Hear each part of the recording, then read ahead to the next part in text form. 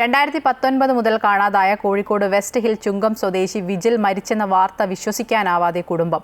മകൻ എവിടെയെങ്കിലും ജീവിച്ചിരിപ്പുണ്ടാകുമെന്ന പ്രതീക്ഷ അസ്തമിച്ചെങ്കിലും ഇപ്പോൾ അറസ്റ്റിലായ പ്രതികളുടെ മൊഴികൾ പൂർണ്ണമായും വിശ്വസിക്കാനാകില്ലെന്ന് വിജിലിന്റെ അച്ഛൻ പ്രതികരിച്ചു. 2019 മാർച്ച് 29-ന് ഉച്ചഭക്ഷണത്തിനെത്താമെന്ന് പറഞ്ഞ് വീട്ടിൽ നിന്നും പുറത്തുപോയ ചുങ്കം സ്വദേശി വിജിലിന്റെ മരണവാർത്ത പോലീസിൽ നിന്നും ഇന്നലെയാണ് ഈ കുടുംബം അറിഞ്ഞത്. എത്തിയിട്ടുണ്ടാവും, അതായിരിക്കും ഇവരൊക്കെ വന്നത്. ഒന്നത് പോലീസ് ഉടനെ വരണം എന്ന് പറഞ്ഞപ്പോൾ സന്തോഷിച്ച് ചെന്നാണ്.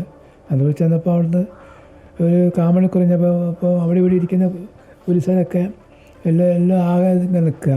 സിയ എന്നോട് വന്ന് പറഞ്ഞ് അങ്ങനെ നിങ്ങളെ മകൻ വിജിൽ പോയിട്ടോ, അപ്പോൾ അറിയാൻ വിളിച്ചാൽ പുറത്തൊക്കെ തട്ടിയിട്ട് പറഞ്ഞ് നിങ്ങൾ വിഷമിക്കേണ്ട, 6 കൊല്ലത്തിൻ്റെ മുമ്പേ മരിച്ചിരിക്കുന്നത്. 6 മാസം മുൻപ് കോഴിക്കോട് കമ്മീഷണർ നാരായണൻ വിജിലിന്റെ തിരോധാന കേസ് അന്വേഷിക്കാൻ എലത്തൂർ ഇൻസ്പെക്ടർ KR രഞ്ജിത്തിന് നിർദ്ദേശം നൽകിയതോടെയാണ് കേസിൽ വഴിത്തിരിവായത്.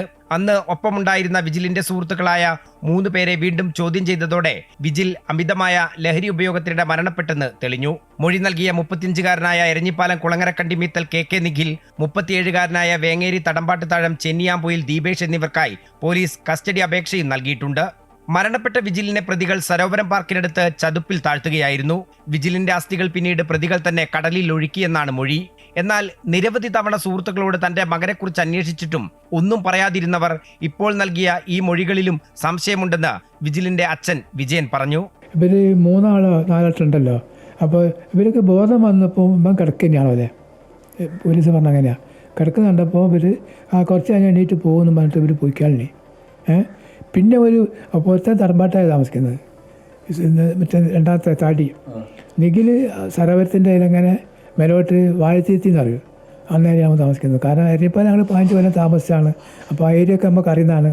അപ്പോൾ അവൻ്റെ വീട്ടിൽ തടമ്പാട്ടായും പോയിട്ട് പിന്നെ ബോധം വന്നോ എന്ന് അറിയാൻ വന്നു എന്നൊക്കെ പറഞ്ഞ് അപ്പോൾ അതിൽ തന്നെ ഒരു ഇതില്ലേ, അന്നപ്പോൾ ബോധമില്ല എന്ന് പറയുന്നത്. അപ്പോൾ എന്താ നമ്മൾ വിശ്വസിക്കേണ്ടത്? അപ്പോൾ ഇവർക്ക് 2 അല്ല 3 ചെയ്യാൻ പറ്റാത്തതാണത്. അതായത് അന്നേരം പിടിച്ചുകൊണ്ട് ഓവ് കൊണ്ടുപോയി ഇട്ടെന്ന് പറഞ്ഞ് സ്ലാബെടുത്ത് മേലിട്ട് വണ്ടി എടുത്തിട്ട് റെയിൽവേ സ്റ്റേഷനിൽ കൊണ്ടുപോയിട്ട് വണ്ടി കയറി പോയതാണെങ്കിൽ വെച്ചോട്ടെ എന്നൊക്കെ വിചാരിക്കാൻ വേണ്ടിയിട്ട് ഒക്കെ ചെയ്തെന്ന് പറഞ്ഞേ. അന്നപ്പോൾ അതിന് പിന്നിലാരോന്ന് പ്രവർത്തിക്കുന്നുണ്ടെന്ന് എനിക്കിത് വായിച്ചപ്പോൾ മനസ്സിലാകുന്നത്. വിജിൽ മരിച്ചതിന് ശേഷം 8-ാം മാസം കുഴി തുറന്ന് അസ്ഥികൾ പുറത്തെടുത്ത് കടലിൽ ഒഴുക്കിയെന്ന പ്രതികളുടെ മൊഴി പോലീസ് വിശ്വാസത്തിലെടുത്തിട്ടില്ല. അതുകൊണ്ട് തന്നെ മൃതദേഹം കണ്ടെടുക്കാനുള്ള നടപടിക്കൊരുങ്ങുകയാണ് എലത്തൂർ പോലീസ്. വിജിലിന് അച്ഛൻ വിജയനും അമ്മ വസന്തയും കൂടാതെ സഹോദരൻ വിജിത്തുമാണുള്ളത്. അമൃത ന്യൂസ്, കോഴിക്കോട്.